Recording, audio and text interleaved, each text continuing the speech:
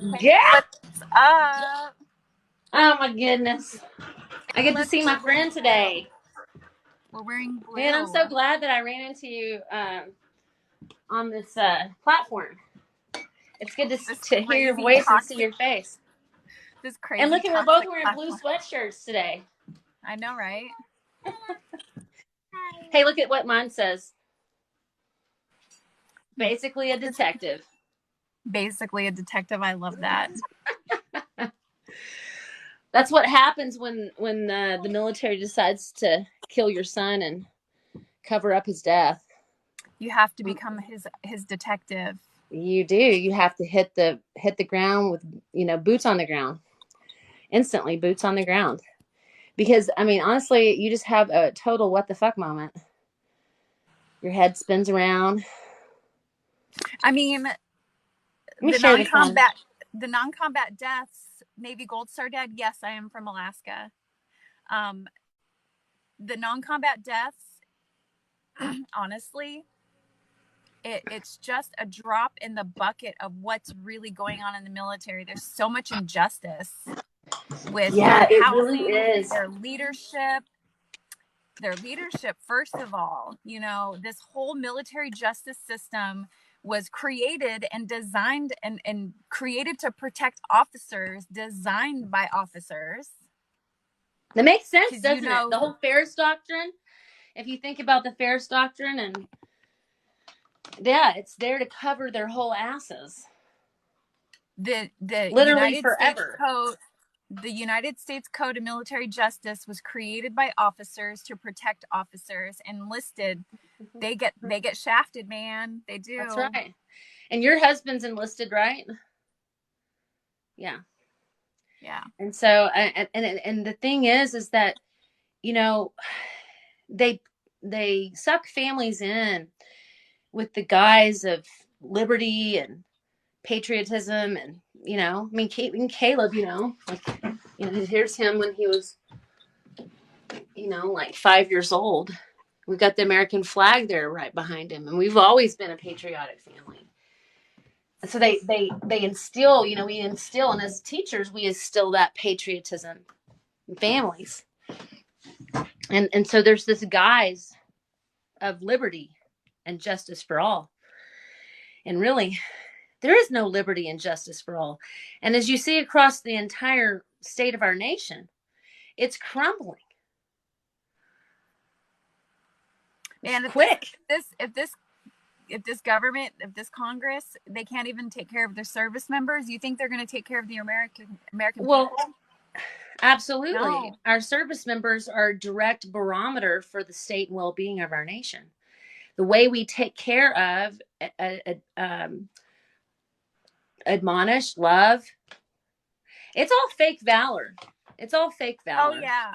You can still train to be a killing machine and still get decent housing, still get decent food in the defects, and Decent. still get edible, safe food to eat, and still get proper medical care. Those are the three things that Congress promised. They're going to house you, they're going to feed you, and then they're going to take care of you. And they're not fulfilling their end of the deal. And that's right. And we're sending our kids away, and our kids are getting excited. Hey, we've got college paid for. Hey, we, some of these families that are, maybe in Title I housing facilities, like lower income housing facilities. I mean, hey, that's a damn good bargain. Until they get in the military and they realize they were lied to. That's And then right. by Completely. then, it's too late. You've already signed a contract and you're stuck in And these yet positions. everybody keeps going along with it. Yeah. And then you got people like me speaking up about it. And you know how many people come after me and Oh, make I do. fun of me and tell me I'm wrong and I need to tell the truth, like that guy, the real cream cheese 0802 on TikTok. He's got like 170,000 following. He's Really? Master Sergeant Joseph Arnold. Ooh, I need to take some notes here, I feel like. He stitched my Captain Amy USS Lincoln video and was like, she's not telling the whole truth. She's lying. And I'm like, okay, so you know what? First of all, Maybe Master you don't. Sergeant. Yeah. I'm like, first of all, Master Sergeant Joseph Arnold, there's 4,000 people on the USS Abraham Lincoln. That's 4,000 points of views, different opinions about what happened.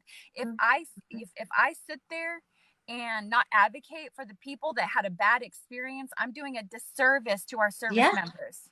Yeah. I'm being a toxic leader. Sorry, you can't see. Sorry, sir, but you can't see the entire picture. That's pretty shitty. It just, to me, it just looks like you're trying to cover your ass. Is honestly what it looks like. You know, you look like a clown sitting over there in that damn suit. He's supporting Captain Amy Barnschmidt, the captain that forced everyone to drink toxic bilge water. He's like, oh, she did this and did this. And I'm like, okay, so I'm talking to over 24 service members and their family members, and that's not what happened.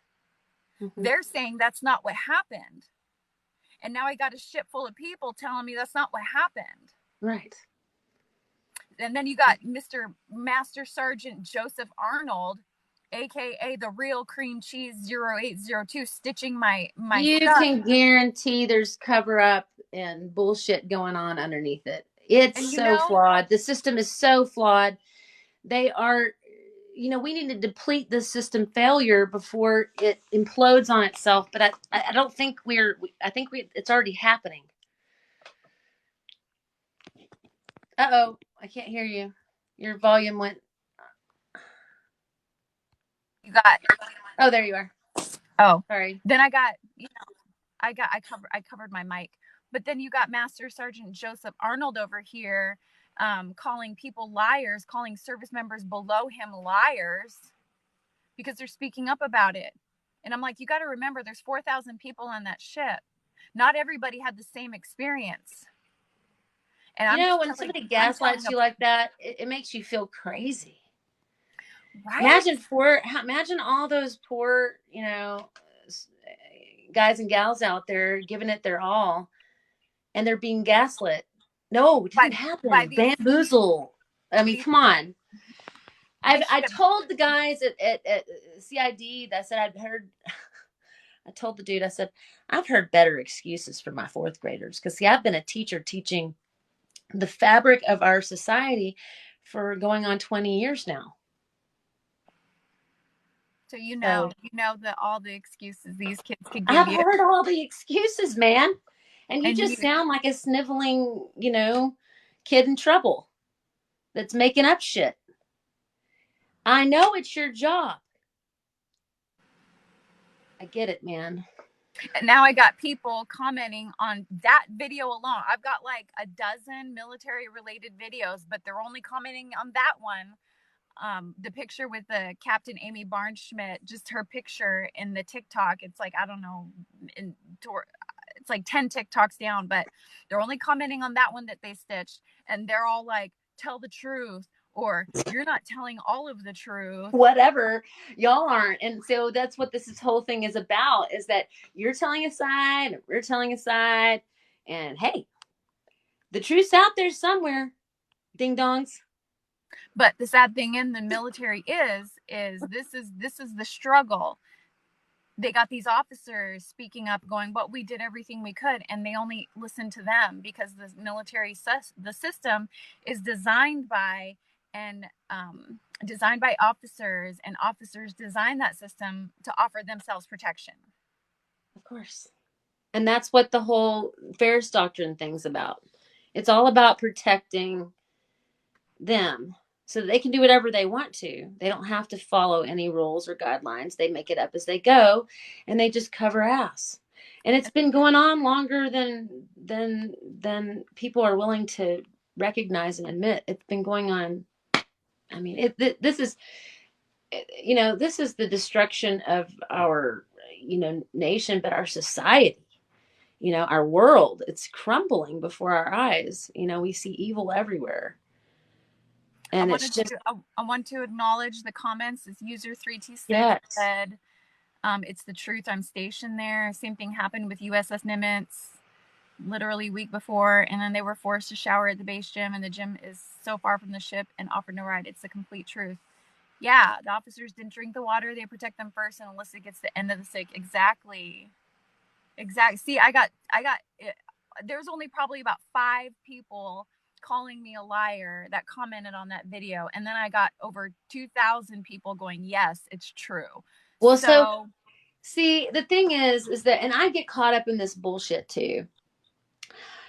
You'll have, the majority of everybody's cheering you on, and then you have the few that are being total assholes.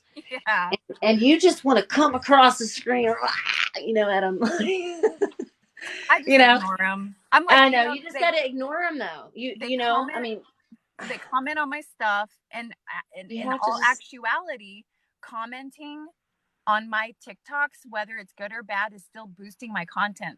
Exactly. So go ahead. Come on, bring it. The thing is, though, that sometimes they want to shut me down. And I've had so many times I've been shut down, But it's just par for the course, It's what it is that we're in a battle. We're on the front lines. I've been saying this whole time. We're on the front lines. Like we're in a tent right now. You and I, all these extra people here, And we're the checks and balances. And that's what Congress should be doing. But Congress, they're a damn bunch of pussies. User 326, you're very welcome. You're very, very. And I apologize for my crassness, guys. That's just kind of how I am. You don't need to apologize at I'm Matthew Horton. And I'm doing all right, man. You don't need and I will keep up the fight. And thank you so much for standing by us. And Caleb appreciates you, brother. These are folks that Caleb served with. Just checking in and saying hi, and I appreciate it when they do, because it makes me feel stronger. This is, you mentioned earlier what a tough fight it is. It's exhausting, like I feel like I'm kind of standing, let me share this with Julie Hawk. Hold on. Okay. Julie Hawk. I feel like I'm, hold on. Do you know who Julie Hawk is? Okay, let me tell you who Julie Hawk is. Julie Hawk is the mother of Austin Hawk. Oh, okay. Yeah, I know who that is now. She's one of my very best friends, and we've been fighting together for some time, and she and I've been talking for a long time now, and walking her through and with her through, and her with me through what I'm going through. Yeah. On the other end of things with Caleb's case, and then her dealing with Austin's case. Austin was here. We have another situation in the barracks, ma'am. Oh man. Oh my God. So what happens is that, Austin, he had turned his sergeant in, like, previously for marijuana or distributing marijuana or something along those lines. I need to get a little bit more clear on the exacts on that, but I can send you all the information, and I can introduce you to Julie. This guy was dishonorably discharged, and then a couple weeks later sneaks back onto base, just comes back onto base, goes to his room, Austin's room, and he's slashing at him through the door. He's trying to keep the door shut. He has like 25 wounds in his face and neck. And then when the guy breaks through, she and I spoke the other day, and it was just like a bloodbath. She described a bloodbath, and then he was stabbed over 39 times everywhere else. And the guy that, they just had the, the indictment hearing or whatever, and he pleaded guilty. And then he described what he did and how Austin fought back. This kid's a hero. He fought back. Even while I don't understand why people didn't hear what was going on. Like, and I know some other details that I'll share with you maybe privately, or maybe Julie would share with you, but like it tragically caused the death of several more service members. Because I know they took their lives, and I do know that there was enough blood that was dripping down into the room underneath. And so that's what's happening in our barracks, folks. People need to know this stuff, man. Killing. And we're sending our kids expecting them to be safe. They're not safe. They've allowed the recruiting expectations to be lowered to such a degree that we're just like, why? It's the few, the proud, right? Don't they say that in the Marines? The few, the proud. I mean, like, what? I know my son, he's 12. He mentioned he wanted to join the military, and I was like, oh, no. Yeah. No, son. No. We're working on it because it is a great and a beautiful tradition, and we need our warriors. We need our gladiators, and we need people to protect this nation. But honestly, I don't think it's who we have in our military anymore almost. But I do know, like, our people like your husband, I feel very comfortable saying this, that we have, I would say, 60% of our if I were to take a guess, right, 60% of our commands are good, perhaps. Lower. I'd go lower. I'd go lower. It makes me so sad. It's all just flipping upside down so fast. It's all become about rank now. It's all about rank and what they can gain. It's all about personal gain. It's not patriotic anymore. Their machinery. They're spending. They're allowing for millions of dollars, to fix military machinery like a Bradley. Okay, that killed, Mason Weber from Fort Hood. Oh yeah, it closed on him. Yeah, it fell on him because they used a strap instead of a metal hook. That's a scary death too. And then, or what about the AAV that sank and killed AAV accidents? That's some BS right there. Hey, and I've met some of those families too. Or the Ospreys that keep crashing. Yeah, it's because they're not properly taking care of these machines. They have money to purchase new. But what do they do with the money they don't use? That's a good question. Congress needs to stop embezzling the money. And there's so much contractors in the military that embezzle and abuse the money. It is insane. The military housing companies are part of it. A lot of these companies got arrested for being fraudulent with the money. I'm waiting. I'm at an urgent care with my daughter, and they made us wait in our vehicle. So if I have to suddenly go, because they're going to call us back. But my daughter, if you couldn't hear her coughing, she's been sick. Bless her heart. So yeah. Are you on base, or are you using off? Aha. See, I encourage everybody to use an independent, hospital. Don't go to the military hospitals. If you can, guys, gals, if you're on base, please. I would never, unless I wanted to die. Unless I wanted to be on my deathbed. Fix for you. Huh? The GAO did some research, and 1 out of 6 of our military medical providers are even certified to actually do that job, like being a doctor or nurse. Terrifying. Research that the GAO did. Terrifying. Yeah. So the numbers are out there. People don't believe me when I say that 75% of our service members died non-combat deaths, and of that 75%, 93% die on U.S. soil on their own territory, like my son. Somebody commented on mine and said my friend almost died. They put the wrong blood type in her. Oh Oh my gosh, that doesn't surprise me. They've cut off at the WAMAC. I've been told that they have cut off wrong legs, amputated wrong. Yes. Hmm. Left medical instruments embedded in people's guts, Hmm. towels, scalp, scissors. Oh God, it's just horrible, you know. And there's so many hurting people out there that have been done so wrong, guys. You know, my husband, the day we got married, March 3rd, 2009, he was stationed in Joint Base Elmendorf, Richardson, and he had a night jump scheduled for that day we got married. And he went on a night jump. It was about 10 p.m. at night. He called.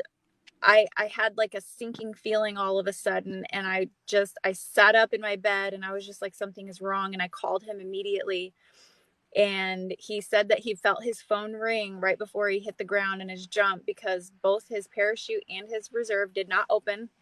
So he fell straight to the earth. From it was a low jump, it was a combat jump. It's not super high, it's about tree line, but Oh, that. he had long enough time to say, oh shit, and then he hit the ground.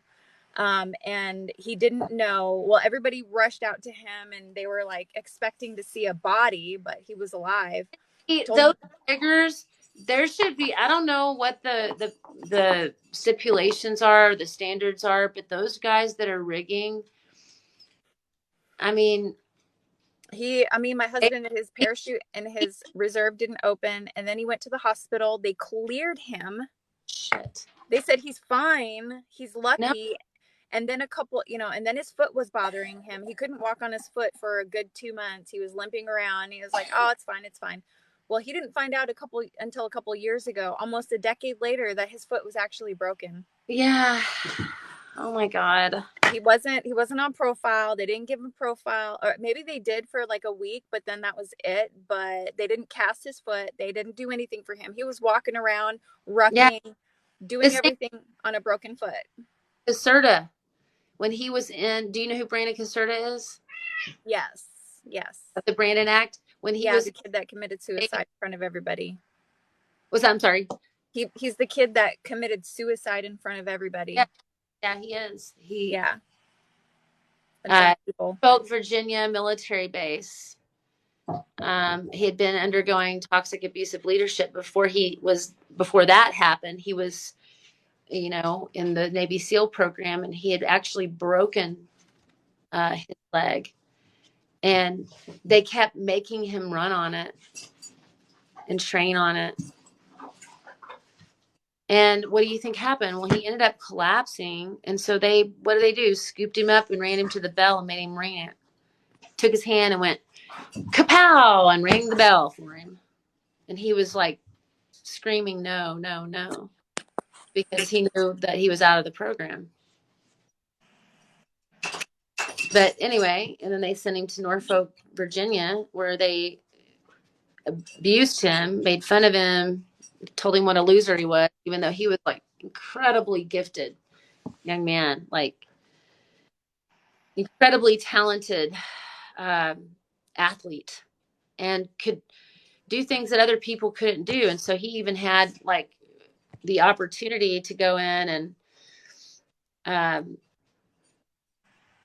do some real special training and stuff. And the guys out there at Norfolk, they kept blocking him and throwing away his paperwork or doing something to the paperwork, you know, like basically and denying it. Even They though can he do was that. the only one there that was really qualified to go. They were doing that, and they made him sell candy out on the flight instead of doing, you know, his job that he's trained to do. They did everything they could to bring him down and to destroy him, and they did. And Oh, he wrote suicide letters to all of his, you know, his family, and even to the command, um, to some of his friends. Yeah, Terry has him out on the website, the Brandon Act. I believe if you just look up the Brandon Act, um, it's the brandonact.com, I think. But who anyway, was his commander? I don't know. Oh, wait. Maybe the name will come to me because man, Terry's told me so many times. Let me get these guys. Z. Here. His commander Correct. should be ashamed of himself or herself. Oh yeah, it's just horrific, you know. I mean, they didn't even let the family. They didn't invite the family to his memorial, and in fact, they put a basically told the front gate that that they weren't invited and welcome to be on the base, even though Brandon's dad is like Are he's a you veteran. serious? They said Yeah, to his family, "You can't." girl. Hmm. Yeah, They got some balls, they, man. they they basically put a note at the gate saying, to if they come to the base, turn them away.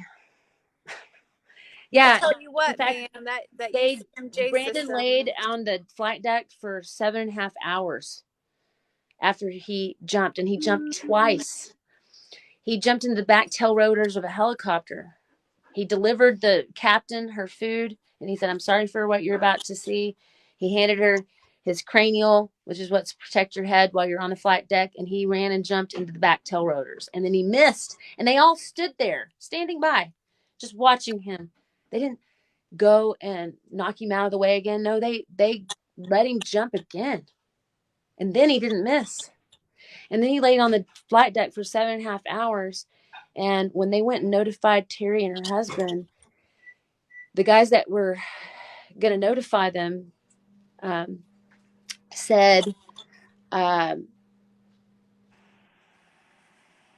that they had heard on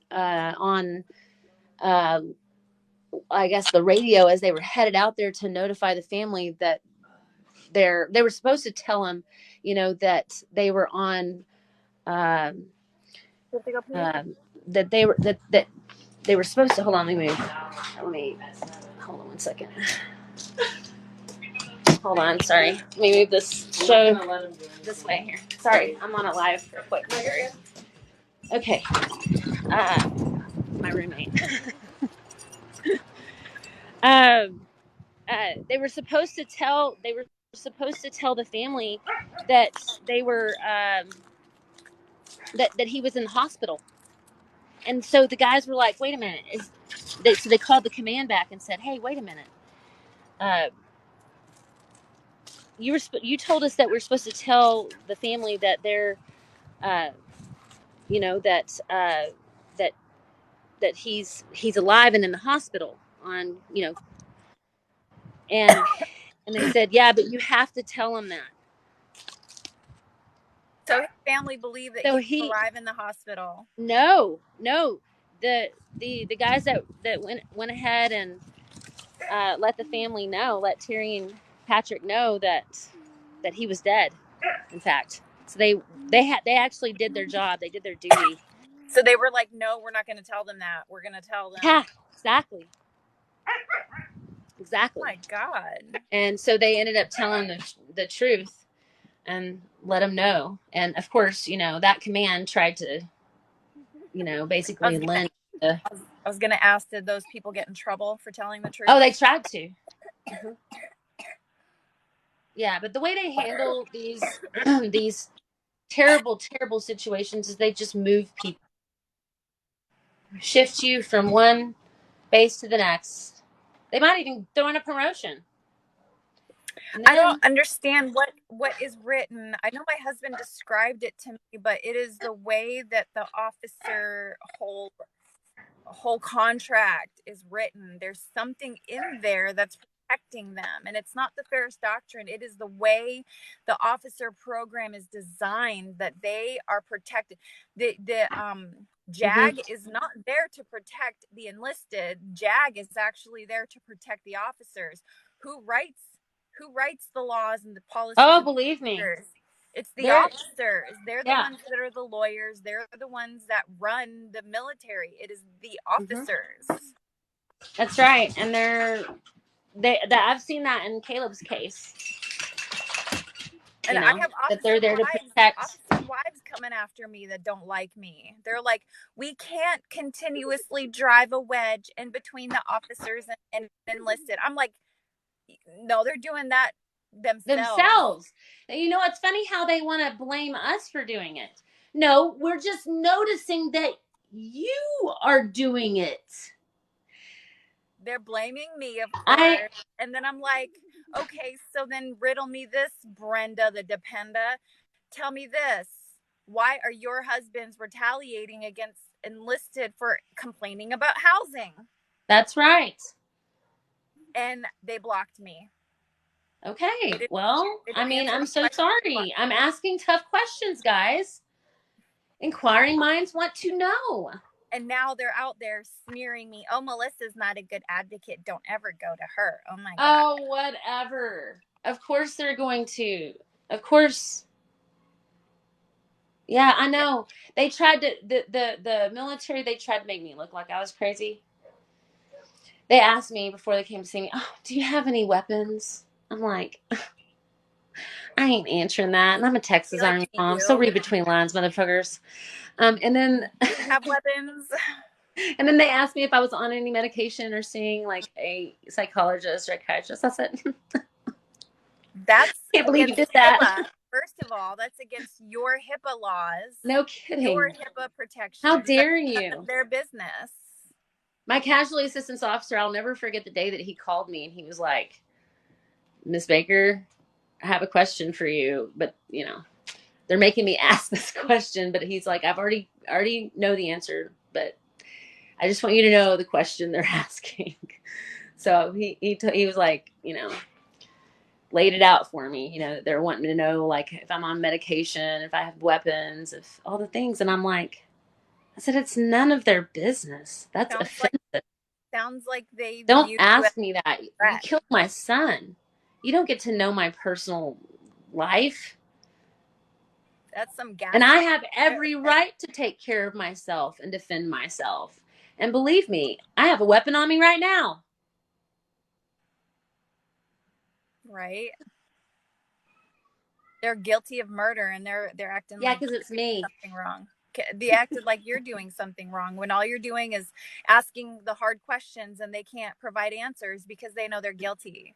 There's no reason for your son to be laying there dead for 5 freaking days on a military installation. That I just don't understand. That is mind blowing because, you know, my husband is an E7 and he demands 100% physical accountability. He's always looking for his service members. I love that. He's always like 100% physical accountability. It's mandatory. I mean, that's why it's the law. Like, I don't understand what happened with Caleb. Like, my husband during leave and during even the pandemic, like he was 1 second late with checking in and people were blowing up his phone. 1 minute. 1 minute. He had to check in at 4 a.m. during the pandemic because we were all told to stay home. He was 1 minute, and his phone was just blowing up. And I heard people yelling and I'm like, what happened? He was like, I was 1 minute late with checking in. I was like, man, really? And even with his service members, like somebody was missing or something. And then they just blew up. Like he was calling his sergeants like, hey, I need you to get up and go to the barracks and check on the service member and physically talk to them and see them and make sure that they're blah, blah, blah. They're where they're supposed to be. Like it's just constant chasing around everybody. So I need to know that. I need to know why nobody made sure that do 100% accountability to, are we not doing that anymore? Like, yeah. It's a real awkward conversation, you know? I mean, you should have seen me when I went over to Fort Bragg, man. They were acting all nervous and everything, and they should. Yeah, I hope they were. I wish I had known then what I know now. Of course, I didn't find out until an entire year later. You know what I mean? And it took a whole year to get his CID investigation. Hold on 1 second. Got to get my charger so I can keep talking to you wonderful people. My goodness. Goodness sakes. Goodness sakes. But yeah, I mean, did you know that we have Julie Hawk listening right now? No, I don't. Julie's the mom of Austin Hawk. Hi, Julie. My name is Melissa. This is Melissa Godoy. She's one of my dear friends, Julie, who I met through here. Julie, are you here? Just say something, Julie. Say hi. Say hi to us. Anyway, met Melissa. God, how we met? We met somehow through Instagram, I think. I was following you. I was following PV2 Caleb Smither. Yeah. And I started. I'm just so grateful that you reached out. I wish more people would, because I think that we need to, come together on all of this. But it's really hard to do that when we don't have the ability to communicate with each other, So I'm like, hey, come on, let's communicate, Wish more people would. Because the media, they shut us down at every, opportunity.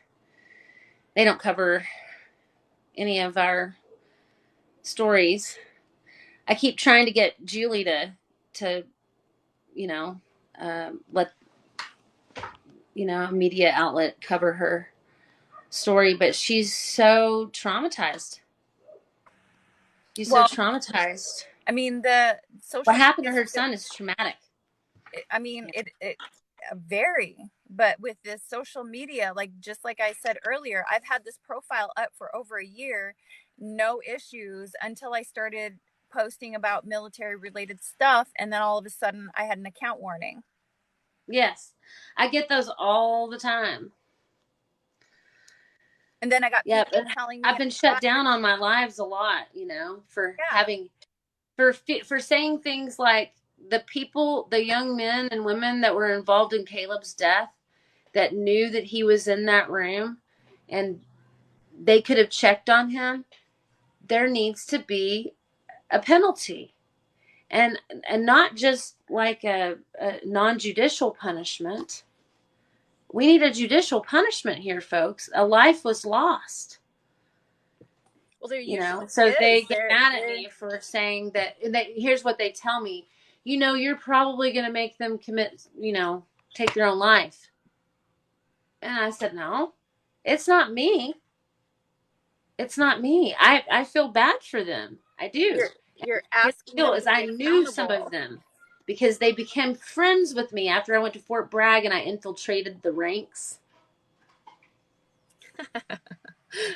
Because you know what? I knew when I was sitting over here in Lubbock, Texas, I knew that some shit was going down. And it scared me from head to toe. And I knew that that if I didn't handle things properly, we were going to have an atomic bomb situation. And I needed to be able to keep my cool for the whole duration of this experience. So I knew right away I needed to be little Miss Betty Crocker, Lubbock, Texas, sweet lady, mom, whatever. Yeah. Texas Army mom. Even though I'd already gotten Congress involved, because my congressman had already sent a letter to Fort Bragg or the command there, asking about, basically like demanding, get Caleb's body here sooner, because they were telling me 3 weeks. That's some bullshit. Okay, no. The guy from Dover had already been there. You don't need to do anything else with his body. Yeah. But send it home. But first answer some questions, like, how did my son end up in this state? Oh, and nobody would say anything for a whole year. I could not freaking imagine. By that time, I had already ordered his medical records through the Freedom of Information Act, FOIA. And, I ordered those and discovered that he had, all his vaccines. I looked at all his vaccines, and what do you know? He had a meningitis vaccine on there, that he got back at Fort Leonard Wood when he was, in basic training. Well, they tell me that, well, it's not the same kind of meningitis. Well, it's acute bacterial meningitis, in which you can only have if you've had a head injury or brain surgery. And guess what, Melissa? He had a head injury. And he never had brain surgery. Dumbasses. And I'm sitting here while the CID investigators feeding me this bullshit, and I'm going, no, because of this. And when I finally got that when I actually got the CID investigation in my hands, man, Oof. I sat on it for about 2 weeks. And it was redacted. And I didn't look at it because I couldn't breathe. And then I sat down with a really close friend of mine, kind of like you. You can imagine the two of us hacking through that thing. And yeah, everything was redacted. All the names identifying his command was redacted. All his barracks tenants, everyone around him was redacted. The whole Everyone around him was told not to talk about it. Because it would hurt the interest of the parties involved. And that's what it stated at the beginning of the CID investigation. Why they do the redactions. Because it would hurt the interest of the parties involved. Oh, my Lord. Oh, you mean tattle? Yeah. Tattle on the parties involved. Yeah. It would hold them accountable. You'd be snitching. The government can't snitch on itself. Right? Can't be snitching on itself. Don't worry, the government investigated themselves concerning the death of PV2 Caleb Smither and found that they're not guilty of anything. So don't worry about that. You don't got to worry about that, Heather. Yeah. They investigated themselves. And so when people, I don't know why they go straight, like the journalists and stuff, they go straight to like they go straight to the line of duty investigation. They go to the investigators, and then they print with the investigators. They go to those investigations that was investigated by the command. They go to that investigation, not the CID investigation that has way more information there. And they don't ever go to the family members and print out what the family members got to say. And I'm like, I had to correct it. A journalist from the War Horse, in which that story never got published. But I had to, he was like, well, I was telling him about some certain parts or aspects of Caleb's situation. And he said, well, that's not in the 15-6, the line of duty. I said, well, duh. Like, guy, come on. Like, I don't know. Like start from the beginning, dude. Like, that's the cover. That's part of the cover up. Look at the whole picture. I started sending him pages, photographed pages. I'm like, okay. He goes, oh, and I go, yes, okay, we're getting somewhere, but people have to actually look at it. And there's,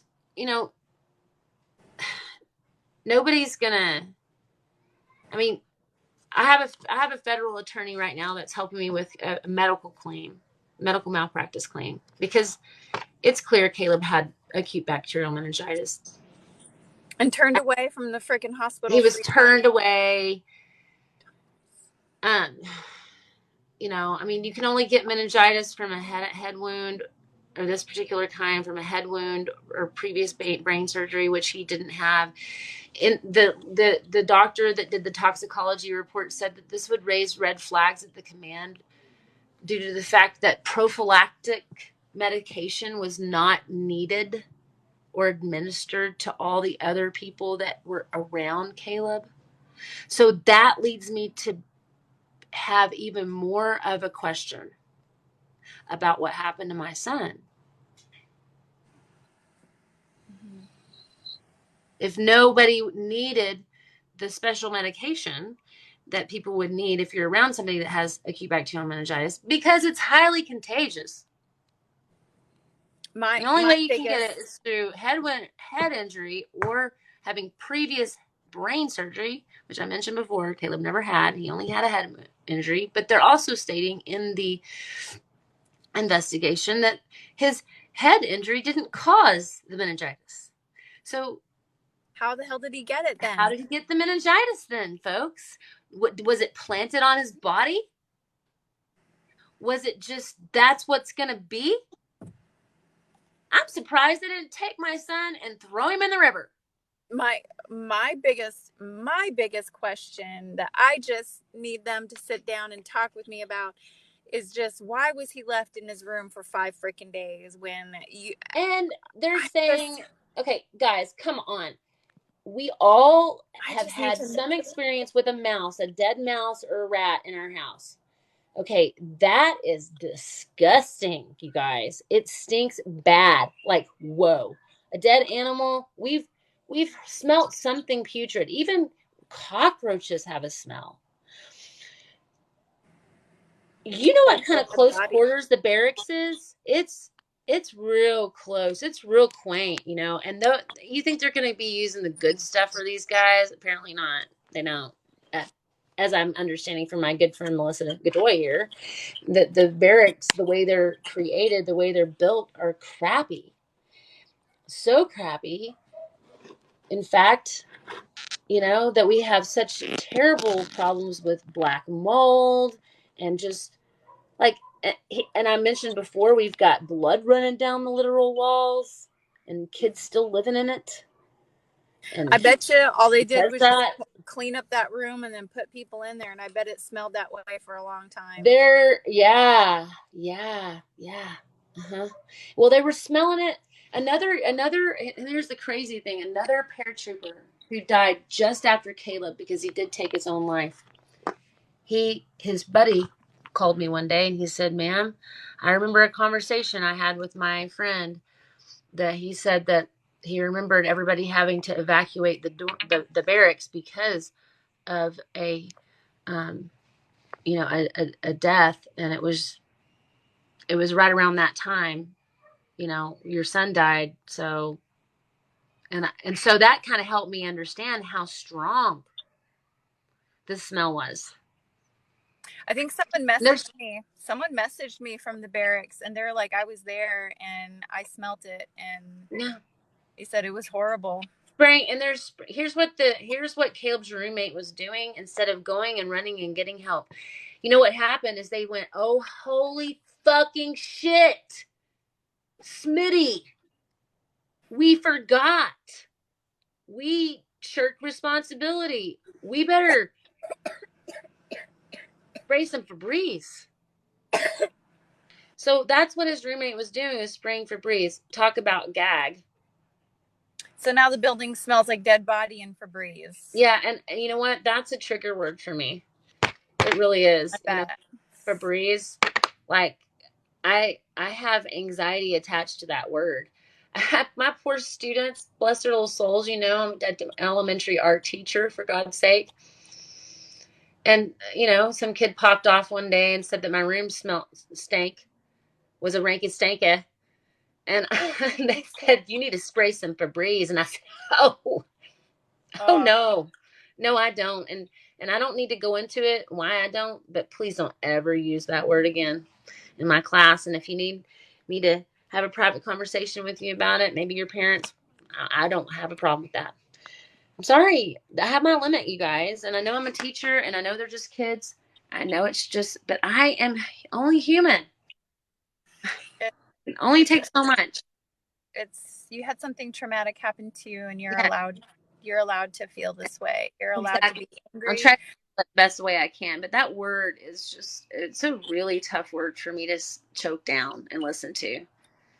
You're allowed to be angry. You're allowed to express yourself. You are allowed to feel the feelings you have. You're allowed to express in any way you want to, and there's not one person on this earth that can tell you that you're wrong.